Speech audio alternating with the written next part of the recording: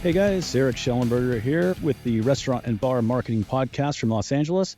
Thank you so much for joining me. Today, I want to talk about the dreaded four-letter word we all love to hate, Yelp. So we all have Yelp horror stories. We all know Yelp is less than fair in most cases. So here's an example of how bad Yelp can ruin a small business because of they like to hide behind their algorithm and say, oh, it's not our fault, it's the algorithm. And they kind of leave it at that. We've all probably had a little bit of experience with this. If you haven't, you will. So there's an old client of mine. They were a client until they brought my services in-house, paid somebody a salary to do it in-house. So good move. I would have done the same thing. So still love these guys. Anyway, the chain is called the Peach Cobbler Factory in Cincinnati, Ohio. And the one location in particular that I was doing work for, and part of what I did for them was reputation management, which is a fancy way of saying I respond to their reviews on their behalf and I flag all the negative reviews that we can get removed from terms of service or from the other criteria that Yelp lets you remove a review. So this place they just opened. They were doing really good. At the time, they had a 4.9 Google rating, and I believe they had not that many reviews. They had a small handful of reviews. At the time, this was a couple months after opening, and this whole thing went down maybe, I don't know, a year ago, something like that. And during the same time they had a 4.9 on Google, they had a 2.5 rating on Yelp. And so why? It wasn't because all the pissed off people were going to Yelp and complaining, which is a lot of times the case. That was not the case here. What had happened is all of their positive reviews got flagged and removed by Yelp. So Yelp's algorithm determined that anything positive was fraudulent, and they removed it. Anything negative was fine, and it was allowed to stay, which obviously greatly was a huge detriment to the business. Not only because if somebody's Googling you and they see you and you see they have 2.5 star rating, nobody's really going to continue to research that company. They're going to look at that and say, "Wow, definitely not going there next." But what also comes into play now, and it's going to come into play way more going forward, is that rating is going to influence a lot of other factors, including your Google ranking, including anything that's picked up by AI.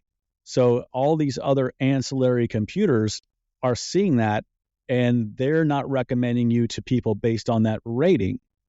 So in most cases, AI and Google do not want to recommend a business that sucks.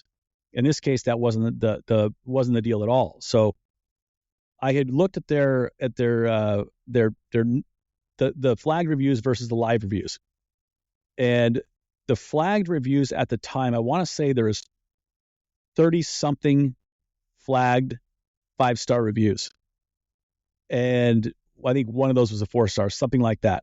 There was no reviews that were flagged that were below a 4-star. So in essence, they removed all their positives, they left all their negatives. And Google, which we all know is a lot more fair platform, it makes a lot more sense. And on Google, almost all their reviews were stuck. So they're all the good ones, all the bad ones. And there weren't that many bad ones at the time. So I want to revisit this same location. So I pulled up Peach Cobbler Factory in Cincinnati, and this particular location, they now have a 3.8 on Yelp. They have a 4.8 on Google. So it looks like their positive reviews are still coming in. They're still doing a great job, and it looks like they're producing a great experience, it's a good product, whatever. Everybody's happy. But since Yelp has come up a little bit, so here's the update. So Google have 229 reviews on Google, which is awesome. I mean, that's in the grand scheme of things, a brand new business, not bad. The review volume is a lot more important than the review star rating overall. And a lot of people don't realize that, but the more reviews you get, even if they aren't perfect 5 stars, kind of the better. So anyway, so I'm looking at Peach Cobbler Factory now on Yelp. They have a 3.8. If I scroll down to the non-recommended reviews, so when your reviews get flagged on Yelp, you can see them, and they categorize them and they group them into a tab at the bottom. If you scroll down below all your reviews, there's a really nondescript, grayed out link that says other reviews that are not currently recommended. So when you click on that link, there's all of your flagged reviews. And so here's where we are now. They have 38 reviews that are flagged and removed. So these 38 do not factor into their star rating. And these 38 all were deemed not real or fraudulent, or for whatever reason, Yelp didn't like the user's habits, something like that. Me personally, I've been shadow banned on Yelp, so my reviews don't show up to anybody except myself. The reason why is because they didn't like my star rating distribution. What that meant is I only give 5-star reviews. So I don't like to spread negativity. If I don't like a restaurant, I just won't go back. I'm not going to beat somebody up about it. So I'd love to give props where it's due, and I love to give 5-star reviews. And Yelp saw that as inauthentic behavior, and I was shadow banned from Yelp. So that could be some of the reasons why these are getting removed. So going back to their flagged reviews, 38 of them are removed. There's a 3-star, 2 4-stars, and the rest are 5 stars. So nothing under a 3-star has ever been removed from Yelp. So, which means their star rating is obviously up because of the sheer volume of 5-star reviews they got. Yelp couldn't flag them all, but they sure did flag a ton of them. So I discussed these reviews with my client at the time, and we were going through those. Hey, do you know this person? Do you know that person? They have a lot of regulars. They know a lot of people by name. And these are a lot of regulars that said, hey, thank you so much. And they said, hey, do us a favor, leave us an honest review, whatever platform you'd like to. And their regulars did. And so these are real reviews from real people with real experiences, and they got flagged and removed over and over and over. So this is not doing them any favors. And I don't know why Yelp decides to punish some people and not others by doing this. I had another client a couple years ago, maybe 4 or 5 years ago. The same thing happened.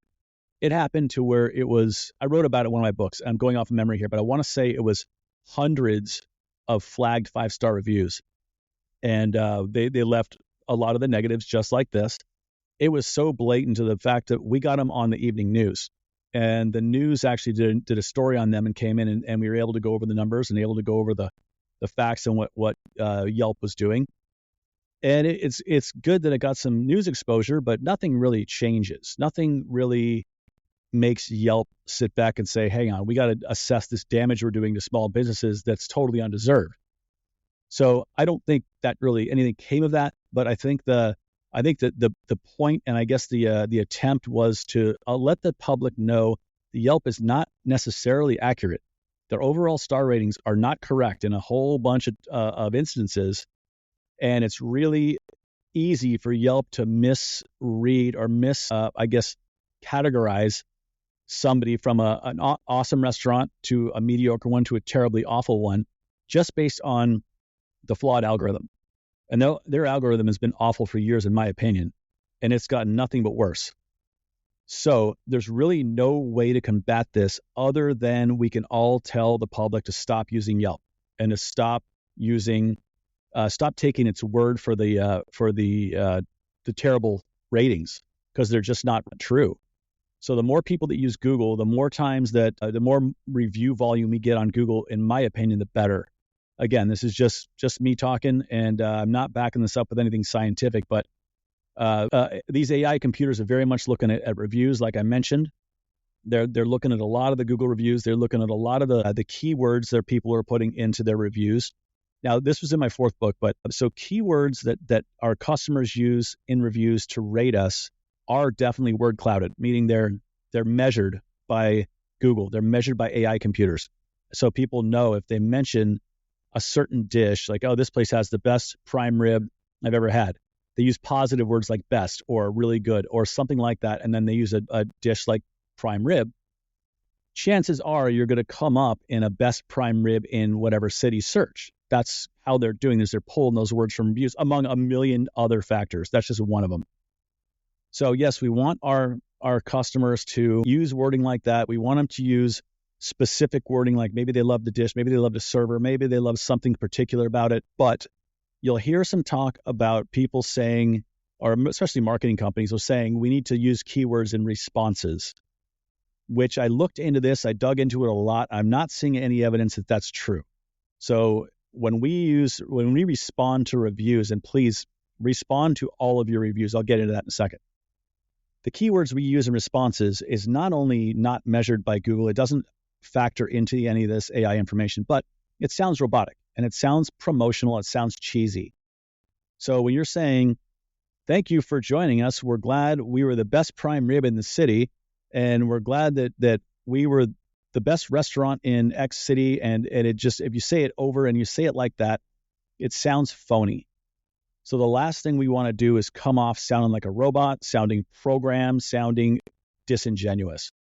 So just thank them, invite them back in, keep it short, keep it sweet, keep it at that. Don't get into this big triad. And if you're using AI to generate review responses, cool. Just be careful of the review responses getting super long-winded, because they'll end up being 2 paragraphs, which is way overkill. We don't need all that stuff. And it sounds, the AI responses are okay. I don't think they're quite there yet, but by all means use AI for your responses, but then by all means go in and edit it. So edit that response, knock 60% of the sentences out of there. And they use words like strive, which I absolutely hate the word strive. We strive to be the best. Well, yeah, of course. You strive, me, I strive. Everybody strives. It doesn't mean we missed the mark this time if it's a negative review. Well, we strived. Well, okay. Who cares?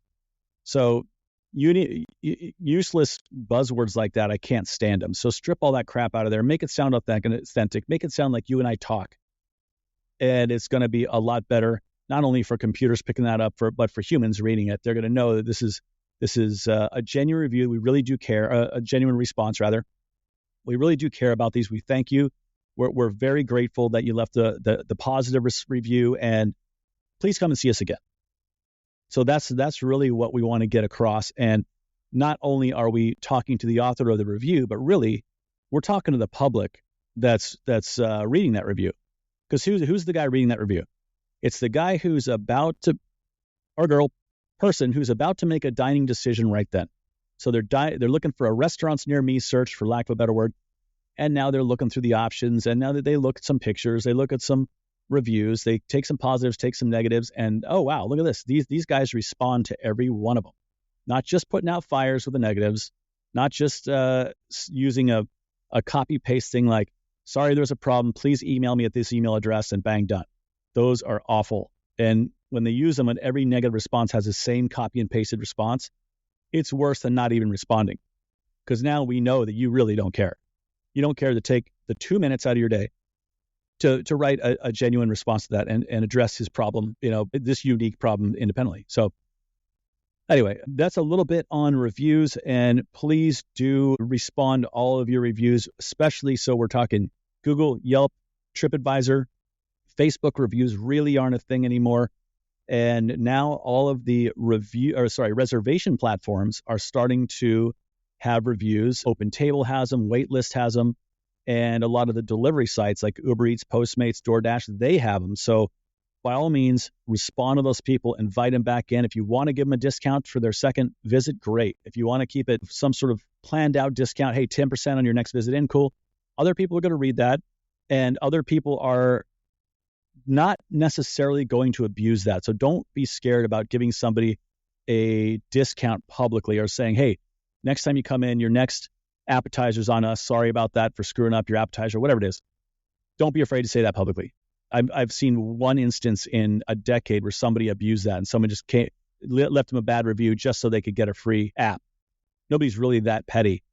So anyway, don't be afraid to speak openly with your responses, and please invite your customers back in and make everybody happy. And just keep in mind, you're not talking to that human. You're also talking to AI computers, which are really, really intense about reviews right now. So the reviews are, I call it virtual word of mouth. It is word of mouth. It's just from somebody you don't happen to know. So it does hold a lot of stock with AI computers, because they know that for the most part, they're impartial-ish, and people for the most part don't have an agenda. They're giving their honest opinion. Anyway, so that's that. More on AI computers coming up. I'm going to do a lot of videos on that. So I appreciate you listening to this, and we'll talk again soon.